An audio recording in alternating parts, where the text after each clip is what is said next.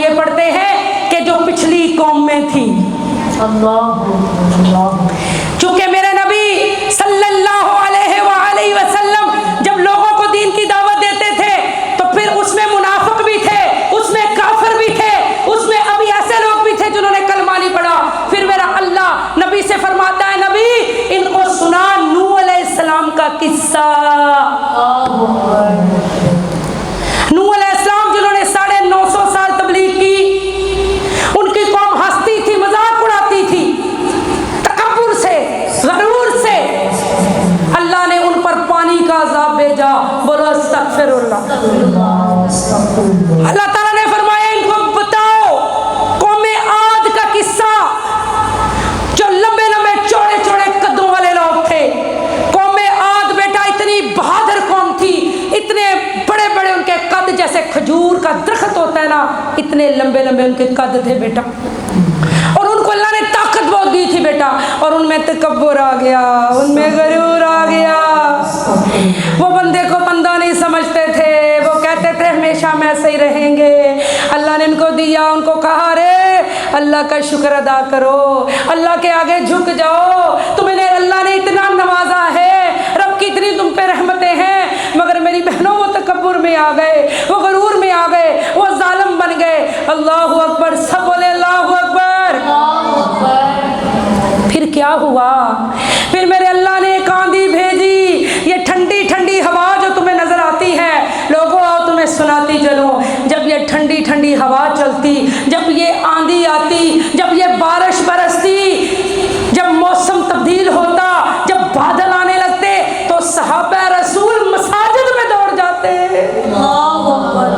صحابہ رسول مساجد میں دوڑ جاتے. پوچھتے ارے کیوں دوڑے جا رہے ہو؟ کہا اس لیے کہ کہیں قیامت تو نہیں آ گئی.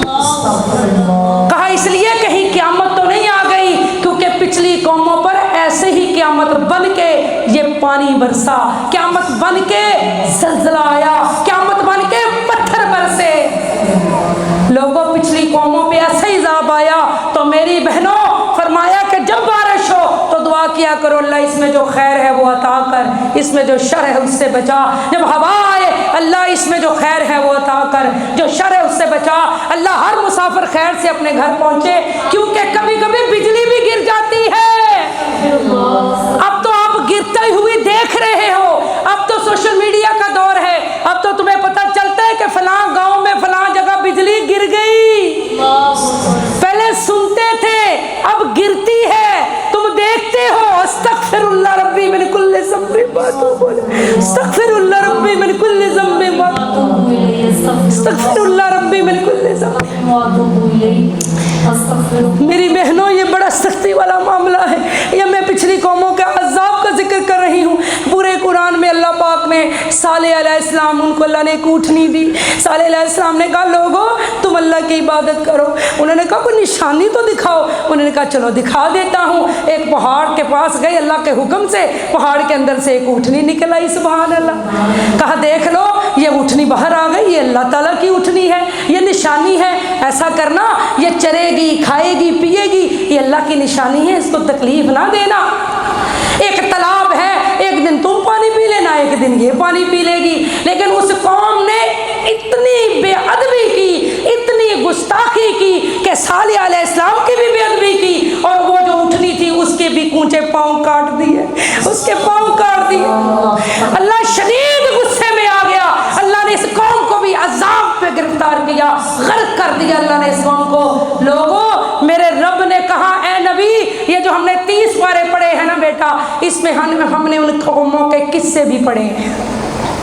ہم نے ان تمام قوموں کے قصے پڑھے ہیں, ان پر عذاب آیا, کیسے کیسے آیا, انبیاء کے بچپن کے حالات. اور سب سے زیادہ اللہ اکبر, مل کے بولے اللہ اکبر, اونچی سے بولے. بچپن کے جو حالات ہیں وہ کس کے اللہ پاک نے بتائے. اللہ پاک نے موسیٰ کلیم اللہ کے بچپن کے واقعات بتائے. اللہ پاک نے اسماعیل علیہ السلام کے بچپن کے واقعات بتائے. اللہ پاک نے یحییٰ علیہ السلام کے بچپن کے واقعات بتائے. سبحان اللہ. مگر عیسیٰ اللہ کی کیا شان ہے. آپ تو گہوارے میں تھے تو اللہ کے بندوں کو دعوت دے رہے تھے. لوگوں میں اللہ ہم نے نبی بنا کے بھیجا ہے، بولو سبحان اللہ۔ تو یہ جو میری بہنوں قرآن ہم پڑھتے ہیں، اس میں انبیاء کے قصے، انبیاء کے واقعات ہیں، بولو سبحان اللہ۔ اور پھر اس کے اندر کیا ہے؟ اس میں پھر جنت کا ذکر ہے، اللہ اللہ اللہ۔